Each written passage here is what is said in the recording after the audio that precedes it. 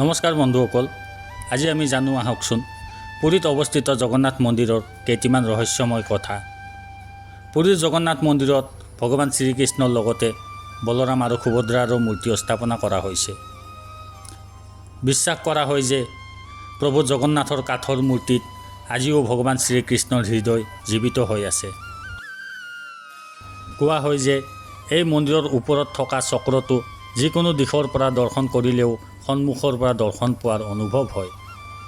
আৰু এই মন্দিৰৰ ওপৰত থকা পতাকাখন সদায় বতাহৰ বিপৰীত দিশে উৰে।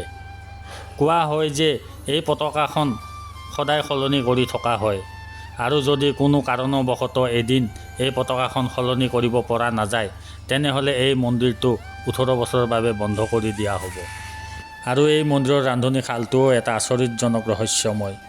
কোৱা হয় যে এই ৰান্ধনীশালত 7টা মাটিৰ পাত্ৰত প্ৰসাদ তৈয়াৰী কৰা হয়। আচৰিত কথাটো হ'ল যে 7টা মাটিৰ পাত্ৰত 7টা চুলাৰ পূৰ্বে এটা চুলাতহে এটাৰ ওপৰত এটাকৈ ৰাখি প্ৰসাদ তৈয়াৰ কৰা হয়। এই মন্দিৰৰ মূৰ্তি 12 বছৰৰ মূৰে মূৰে সলনি কৰি থকা হয়, আৰু সেই সময়খিনিত বিজুলীৰ সংযোগ বিচ্ছিন্ন কৰি ৰখা হয়।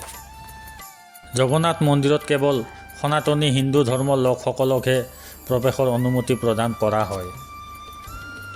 কোৱা হৈছে যে এটা সময়ত পূৰ্বৰ প্ৰধানমন্ত্ৰী ইন্দিৰা গান্ধীকো এই মন্দিৰত প্ৰৱেশৰ অনুমতি দিয়া হোৱা নাছিল।